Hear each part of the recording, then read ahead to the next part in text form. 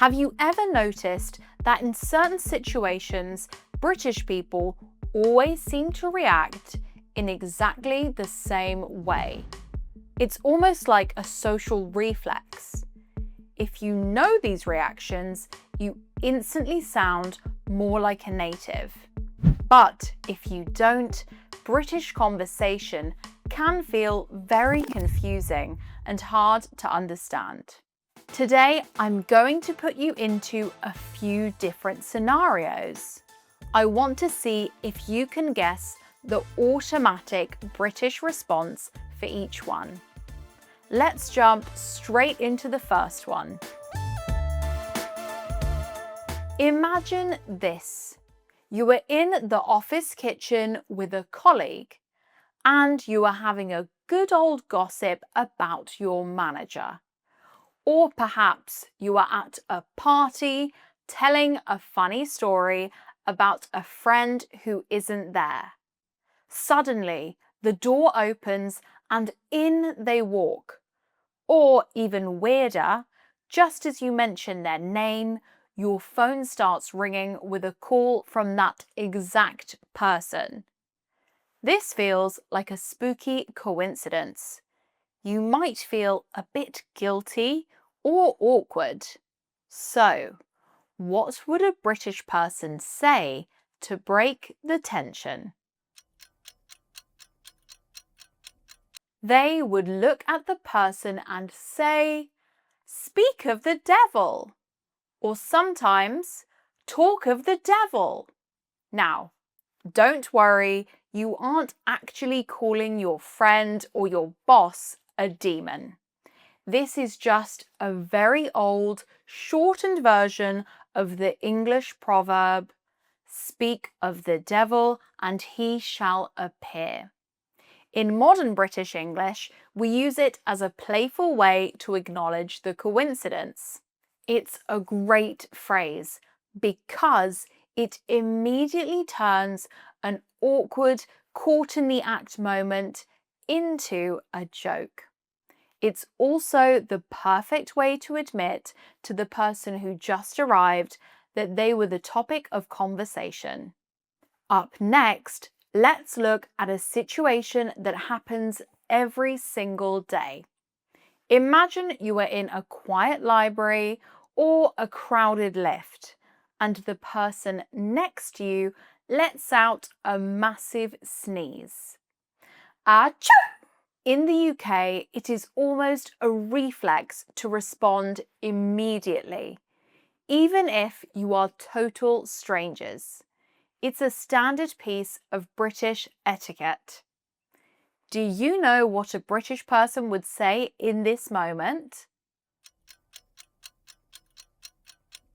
A Brit would say, "Bless you."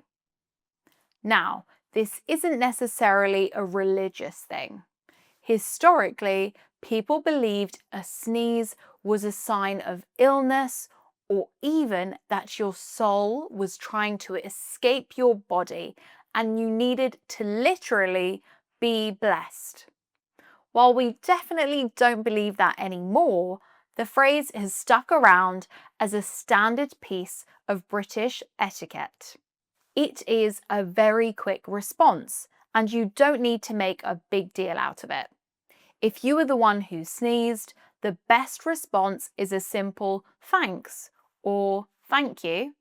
Next, let's imagine you are in the middle of a deep conversation about your crazy weekend.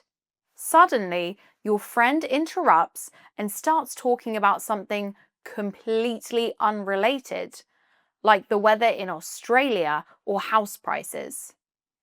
In the UK, when someone brings up a topic that makes no sense in the current context, we have a very specific, slightly cheeky way to point it out. Do you know what a Brit would say to highlight that the new topic is totally irrelevant? A Brit would look at you and ask, "What's that got to do with the price of eggs?" Or, "What's that got to do with the price of milk?" It sounds absurd, doesn't it? This phrase is used to show that whatever you just said has absolutely no connection to the previous conversation. It's a polite, funny way of saying, "Why are you telling me this now?" It's a wonderful phrase because it uses humor to get a conversation back on track without being overly rude. So, the next time someone changes the subject too quickly, you know exactly what to ask. Okay, next, let's imagine you've heard some juicy gossip. A mutual friend tells you that your best mate has been secretly talking to your ex. You aren't happy about it, and you want to approach her to ask what is going on. You aren't looking for a massive fight, but you definitely need an explanation. In the UK, when we have a specific grievance or a small problem to discuss with someone, we use a very strange, old-fashioned idiom to start the conversation. Do you know what a British person would say as they walked up to their friend? A Brit would say, "I've got a bone to pick with you." It sounds a bit gruesome, doesn't it?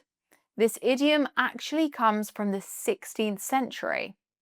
When you tell someone you have a bone to pick with them, it means there is a specific problem or disagreement that you need to settle. It is a perfect phrase because it is very direct, but it doesn't make things as awkward as if you said, "I'm unhappy with you and have a complaint to discuss with you." Okay, moving on to the next one. Imagine you are on holiday in Japan. Your host takes you to a beautiful local restaurant and tells you you absolutely must try a local delicacy, something exotic you've never had before. Let's say a specific type of raw sushi. Even if you are a bit nervous, you decide to be a good guest and give it a go. In the UK, we have a very famous proverb that we use whenever we are trying to adapt to local customs or try something new while traveling. Do you know what a Brit would say just before they tuck in? A Brit would say, "Well, I guess when in Rome, do as the Romans do." Now, it is funny because you are clearly not in Rome. You're in Japan. But we use this phrase everywhere in the world. It simply means that when you are a visitor in a new place, you should follow the customs of the people who live there. It's so popular that it's often just shortened to "when in Rome." It's a fantastic phrase because it shows you are open-minded and willing to try new things. It's a light-hearted way to acknowledge that you are doing something out of your comfort zone because it's the local way of life. Before we move to the next one, have you ever had to do as the Romans do while traveling? What is a local custom or food you have tried because you wanted to fit in? Let me know in the comments. Now, imagine your sibling comes home and tells you some unbelievable news. They claim they are on track to get a £200,000 pay rise. Or maybe they say they've just been invited to have dinner with a Hollywood star. You know them well, and you know there is no way this is true. In the UK, when we think someone is exaggerating or being completely ridiculous, we have a very sharp, short phrase to shut them down. Do you know what a British person would say to show they don't believe a word of it? A Brit would say, "Come off it." This is a very common way to say, "I don't believe you," or "stop joking." It's used when you think someone is being unrealistic or untruthful.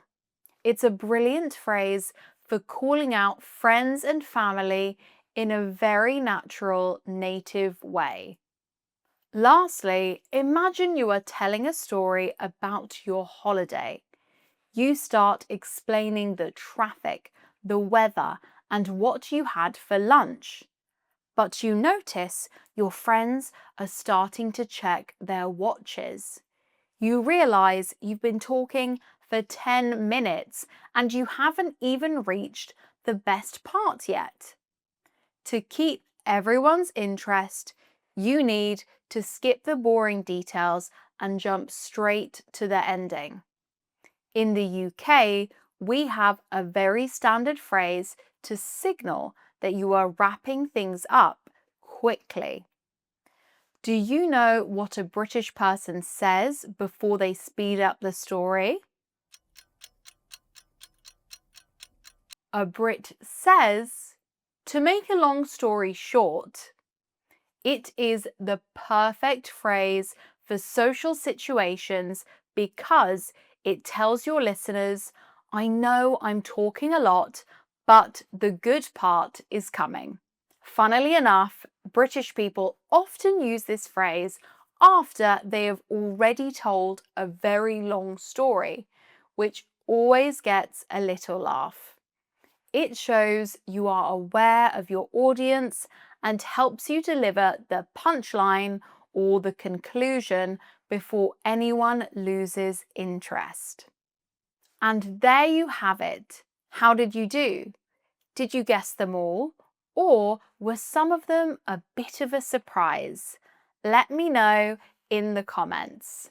If you'd like to receive practical tips and real-life English expressions delivered straight to your inbox, don't forget to subscribe to my free newsletter. The link is in the description. If you enjoyed this video, please give it a like and subscribe, and I'll see you next time.